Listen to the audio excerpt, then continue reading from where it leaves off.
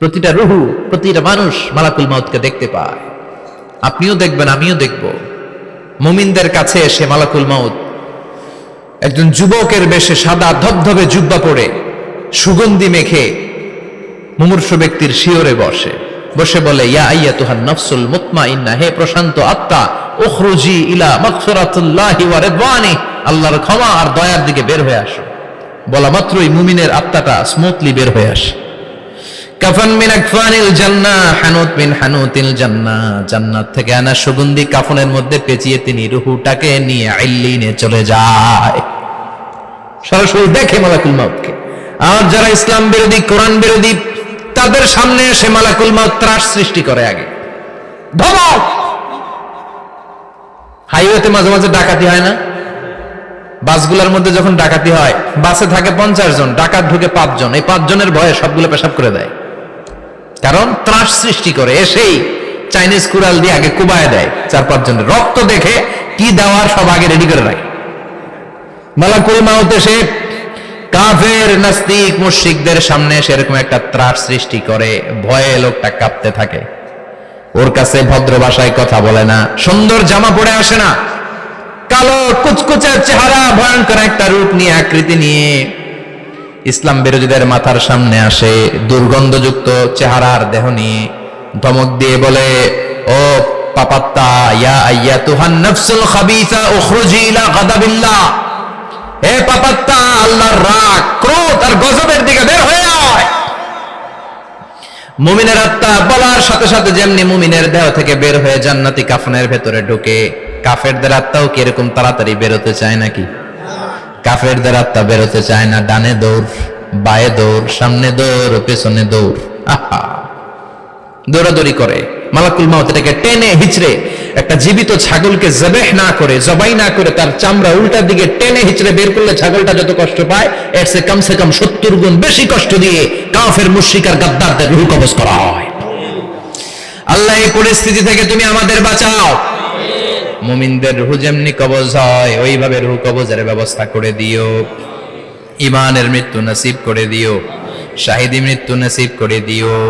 আমাকে শহীদ করে সেই মিছিলে শামিল করে নিও, যে মিছিলের নেতা মীর হামজা, খোবায়েবে খাব্বাব, আল্লাহর কাছে ছিল অতি প্রিয়, শামিল করে নিও। আমাকে শহীদ করে সেই মিছিলে শামিল করে নিও। পড়েন আমিন। আরো জোরে পড়েন আমিন। তার মানে বিমান দুর্ঘটনায় হোক, কিংবা লঞ্চ ডুবিতে হোক, কিংবা আগুনে পড়ে হোক, কিংবা আত্মঘাতী হামলায় হোক, যে যেখানেই মারা যায়, কবরের 3টা প্রশ্ন তার জন্য আছে না নাই? ইসলাম বিরোধীদের জন্য প্রশ্ন 3টা, আপনারা যারা মুমিন তাদের জন্য 4টা, আপনাদের জন্য একটা বেশি। আলহামদুলিল্লাহ কোন? কবরে এসে প্রথম প্রশ্ন করবে, মুনকার নাকির যখন চলে আসবে, 40 কদম যখন আত্মীয় স্বজনরা লাশটাকে কবরের মধ্যে দিয়ে 40 কদম চলে যায়, তখনই ফেরেশতা চলে আসে। আহা, শেষ, সব শেষ। এসেই পরীক্ষা শুরু। মার রব্বুক, তোর রবের নাম কি? চিল্লায় বলেন, আমাদের রবের নাম কি? আমরা বলবো রব্বি আল্লাহ, আল্লাহ আমারে রব। দমে দমে তনু মনে তারি অনুভব। পড়েন, আল্লাহ আমারে রব। তোমার দুনিয়াতে আমি যেদিকে তাকাই, অথই নিয়ামতে ডুবে আছি সবাই। পাখপাখালির গানে শুনি তসবিহ কলো রব, তসবিহ কলো রব, আল্লাহ আমারে রব। প্রথম প্রশ্ন, তোমার রব কে? আমরা বলবো আমাদের রব আল্লাহ। দ্বিতীয় প্রশ্ন, ওমা দীনুক, তোমার ধর্মের নাম কি? আমরা কি বলবো? তৃতীয় প্রশ্ন, বিশ্বনবীর চেহারা দেখিয়ে বলা হবে, আতারিফু হাদার রাজুল, এই লোকটারে চিনো নাকি? আমরা বলবো চিনি, আমাদের প্রাণের নবী, ঠিক কি না? চাঁদের চেয়ে সুন্দর তুমি নবী আমার কমলিহিওয়ালা, দু জাহানের বাদশাহ তুমি প্যারা নবী সাল্লে আলা, চাঁদের চেয়ে সুন্দর তুমি নবী আমার কমলিহিওয়ালা, ঠিক কি না? 3 তিনটা প্রশ্নের যথাযথ উত্তর যখন দিয়ে দিলেন, আপনার জন্য অতিরিক্ত আরেকটা প্রশ্ন করা হবে, ওয়ামা ইলমুক, তোমার নলেজ কি? তিনটা প্রশ্নের উত্তর যে তুমি করতে পারলা, কিভাবে পারলা, কেমনে জানলা? নকল করে বলছো নাকি জেনে বুঝে আসছো? নকল হয় না? এখন তো পরীক্ষা চলতেছে বোধহয়। কি পরীক্ষা? এসএসসি পরীক্ষা। নকল হয়? কৃষ্ণপুরে নকল নাই না? এখন মনে হয় এগুলো একটু কমছে। একটা সময় ছিল অনেক নকল হইতো। পাঞ্জাবের ভিতরে নকল, পকেটে নকল, টুপির ভিতরে নকল, মৌজার ভিতরেও নকল। এমনকি মেয়েরাও নকল করে পরীক্ষার হলে আসে না নাই? স্কেলের মধ্যে লিখে নিয়ে যায়, হাতের মধ্যে লিখে নিয়ে যায়, ওড়নায় লিখে নিয়ে যায়, কাপড়ে লিখে নিয়ে যায়, আসে না নাই? ফেরেশতারা বলবে নকল করছো নাকি? কেমনে জানলা? তিনটা প্রশ্নের উত্তর তুমি কেমনে বললা? আল্লাহ তোমার রব, ইসলাম তোমার ধর্ম, এই লোকটা বিশ্বনবী, কেমনে চিনলা? আপনাকে তখন বলতে হবে আমি কোরআন থেকে শিখেছি, আমি হাদিস থেকে শিখেছি, আমি ইসলাম জেনে বুঝে মেনেছি, আমি আন্দাজে কোথাও ঘুরি নাই। চিল্লা এখন ঠিক কিনা? আপনাকে বলতে হবে, এজন্য শিখতে হবে, প্রতিনিয়ত ইসলাম সম্পর্কে জানতে হবে, আখের গোছাতে হবে, জীবনটাকে আলোকিত করতে হবে। চিল্লায় বলেন ঠিক কিনা? চারটা প্রশ্নই যখন হয়ে গেল, ফেরেশতারা বলবে আহলান ওয়া সাহলান ওয়া মারহাবান বিক, খোশামদেদ, কংগ্রাচুলেশন, খোশামদেদ, কংগ্রাচুলেশন, সব প্রশ্নের উত্তর তুমি পেরেছো। ফায়ুফসাহু লাহু কবরুহু ৭০ যিরান, আপনার কবরটারে ৭০ হাত লম্বা করে দেয়া হবে। ওয়া ইফতাহু লাহু বাবুন ইলাল জান্নাহ, আপনার কবর থেকে জান্নাতের দিকে দরজা খুলে দেয়া হবে। ওয়া ইউলবাসু মিন লিবাসি আহলিল জান্নাহ, জান্নাতের দুইটা রেশমি কাপড়ের পোশাক এনে আপনারে পরিয়ে দেয়া হবে। আর বলা হবে নাম কানাউ মিলা আরুস, ঘুমাও, sleep, you should get some sleep now, তোমাকে লম্বা সময় পাড়ে দিতে হবে, ঘুমাও। কানাউ মিলা আরুস, যেমনি বর বাসর রাতে আরামসে ঘুম দেয়, বাসর রাতে যেমনি বর কনেকে নিয়ে মধুর ঘুম দেয়, তুমিও ঘুমাও, কেউ তোমার ঘুম ভাঙবে না। মালাক ইসরাফিলের, কিয়ামতের জন্য ইসরাফিলের সিংহায় যে ফুৎকার আছে, ওই ফুৎকার ছাড়া কোনো কিছুই তোমার ঘুম ভাঙাতে পারবে না। আলহামদুলিল্লাহ পড়েন। আল্লাহ আমরাও যেন চারটা প্রশ্নের উত্তর দিয়ে লম্বা একটা ঘুম দিতে পারি, পড়ে না আমিন।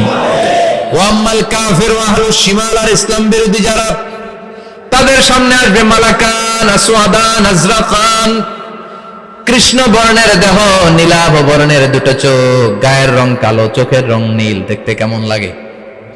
আলিফ লাইলার ভূতের মতো। কথা কন। গায়ের রং কালো, চোখের রং নীল। ফেরেশতা দুইটা আসবে, এসে ত্রাস সৃষ্টি করবে, এসে বলবে বল তোর রবের নাম কি? মার রব্বুক।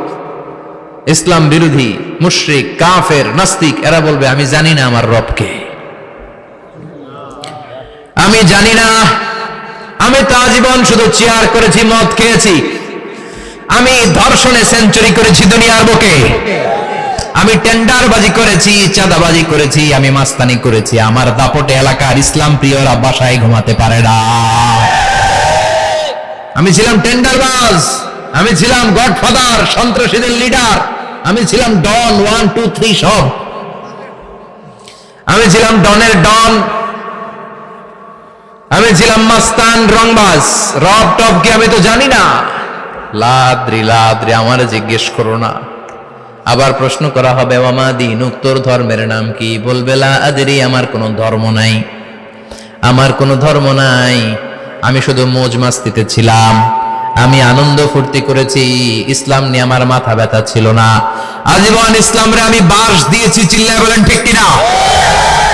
ইসলাম বিরোধীদের সাথে ছিল আমার চলাফেরা, আমার সব সাঙ্গপাঙ্গ ছিল গুন্ডা বদমাশ, ইসলাম বিরোধী। রব কি, ইসলাম কি, এগুলো আমি জানি না। আমার এগুলো জিজ্ঞেস করো কেন? ধর্ম কি আমি জানি না, আমি কিচ্ছু মনে করতে পারছি না। 3 নাম্বার প্রশ্ন করা হবে আতারিফু হাযার রাজুল, দেখো তো এই লোকটারে চিনো কিনা? কয় না, চিনি না, তবে মনে হয় এই লোকটারে দুনিয়ার বুকে আমি গালি দিতাম, এই লোকটার বিরোধিতা করতাম, ব্লগের মধ্যে এই লোকটার ব্যাপারে কুৎসা রটনা করতাম, এই লোকটার কার্টুন বানিয়ে আমি হিংসা ছড়িয়ে দিতাম, এই লোকটার ব্যাপারে আমি এলাকার মধ্যে অপপ্রচার চালাতাম। ফেরেশতারা বলবে তাই, এই ছিল তোর ডিউটি, দাঁড়া এখনই আমাদের খেলা শুরু, এখনই শুরু।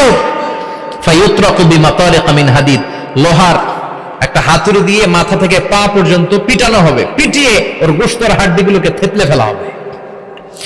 ওয়ায়ুকালু লিল আরদি ইলতাইমি, কবরের দুই পাশের মাটিরে বলা হবে এবার দুই দিক থেকে তোরা চাপ দে। চাপ দেয়া হবে, ধাক্কাধাক্কি করেও সে সুবিধা করতে পারবে না। মাটি আস্তে আস্তে আস্তে আস্তে দেহের দুই দিকে লেগে এমন জোরে দুইটা চাপ দিবে, ফাতাখতালিফা আদলাউহু, তার ডান পাশের পাজরের হাড্ডি বাম দিকে ঢুকে যাবে, বাম দিকের হাড্ডি ডানে চলে যাবে। বিশ্বনবী বললেন এই হাতুড়ি দিয়ে পিটানোর শাস্তি, কবরের চাপ দেওয়ার শাস্তি চলতেই থাকবে হাত্তাল কিয়ামা, কিয়ামত পর্যন্ত। আল্লাহ কবরের শাস্তি থেকে আমাদের বাঁচাও। আমরা এই আযাব পেতে চাই না, আমরা যেন ঠিকভাবে কবরের 4টা প্রশ্নের উত্তর করে দিয়ে লম্বা ঘুম দিতে পারি। আল্লাহ তুমি তৌফিক দাও। এজন্য আল্লাহ বললেন, গোলাম দুনিয়া নিয়ে পাগল হয়ে থেকো না। এই দুনিয়ার জীবন আসল জীবন নয়, আসল জীবন হলো কবরের জীবন। জোরে বলেন ঠিক কিনা? এই জন্য মাঝে মাঝে কবরে যাবেন, কবরস্থানে দাঁড়িয়ে চিন্তা করবেন এই জায়গায় আমারও আসতে হবে। দিন যাবে, রাত আসবে, বৃষ্টি হবে, শীত আসবে, কেউ আমার দেখতে আসবে না, একা থাকতে হবে। একা, বড় একা, অন্ধকার, বড়ই অন্ধকার। ওই কবরের জীবনের সামান গোছানোর দরকার আছে না নাই? ওই কবরে সুখে শান্তিতে থাকতে চাইলে নামাজ পড়ার দরকার আছে না নাই? কোরআন পড়ার দরকার আছে না নাই? ছেলে মেয়েগুলোরে মানুষের মতো মানুষ করার দরকার আছে না নাই?